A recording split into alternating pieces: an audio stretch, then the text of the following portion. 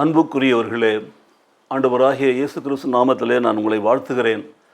கர்த்தருடைய கிருபையினாலே இன்றைக்கும் இந்த அதிகாலை வேளையிலே ஆண்டவர் இயேசுவோட நிகழ்ச்சியிலே உங்களை சந்திப்பதிலே நான் மகிழ்ச்சி அடைகிறேன். இந்த நாளிலிருந்து நாம் நீதிமொழி புஸ்தகத்திலிருந்து நாவடக்கத்தை குறித்த சில காரியங்களை தியானிக்க போகிறோம்.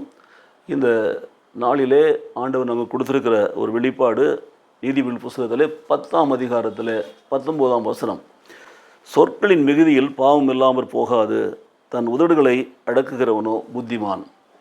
சொற்களின் மிகுதியிலே பாவம் இல்லாமற் போகாது, தன் உதடுகளை அடக்குகிறவன் புத்திமான் என்று சொல்லப்பட்டிருக்கிறது. புத்திமான் யார் என்று பார்க்கிற பொழுது தன்னுடைய நாவை அடக்குகிறவன் தான் புத்திமான். நாவை அடக்குகிற மனுஷனை குறித்து நாம் நிறைய காரியங்களை கற்றுக்கொள்ள வேண்டும் என்று சொன்னால், யாக்கோபு இது நிருபத்தில் நாம் எடுத்து வாசிக்கலாம். 3ஆம் அதிகாரத்தில் 2 முதல் 12 வசனங்களை வாசிக்கிற பொழுது அங்கே நாவடக்கத்தை குறித்து மிக தெளிவாக எழுதி வைத்திருக்கிறார். அப்போது நம்முடைய சொற்களை நாம் பேசுகிறவர்களுக்கு முன்பாக நிதானித்து என்ன பேசுகிறோம் என்பதை அறிந்து பேசுவது ஒன்று. ரெண்டாவது, மிகுதியாய் மிதமிஞ்சின சொற்களை நாம் யூஸ் பண்ணுகிற பொழுது, பயன்படுத்துகிற பொழுது அது நம்மை பாவத்துக்கு அழைத்து செல்வதை பார்க்கிறோம். ஆங்கிலத்தில் அதை குறித்து மிக தெளிவாக சொல்லப்பட்டிருக்கிறது. when words are many, sin is not absent. when words are many, வார்த்தைகள் சொற்கள் அதிகமாகிற பொழுது அங்கே பாவம் இல்லாமல் போகாது.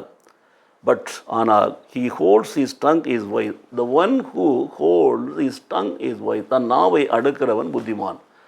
எனக்கு பிரியமான சகோதர சகோதரிகளை, இந்த காலை வேளையிலே ஆவியானவர் சொல்லுகிற அந்த ஆலோசனை நாம் கேட்போம். நம்முடைய வாயின் வார்த்தைகளை குறித்து நாம் எச்சரிக்கையாக இருப்போம். நாம் பேசுவதற்கு முன்பாக, ஒரு முறை பேசுவதற்கு முன்பாக இருமுறை நாம் சிந்திப்போம்.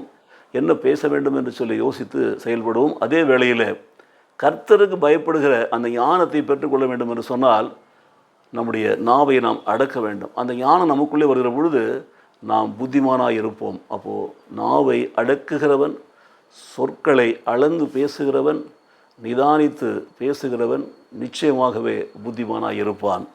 அப்போது நீங்களும் நானும் இந்த பூமியிலே ஆண்டவருக்கு சாட்சி உள்ள பிள்ளைகளாய் புத்திமானாய் வாழ்வதற்கு இன்றைக்கு நல்லதொரு தீர்மானம் எடுப்போமா?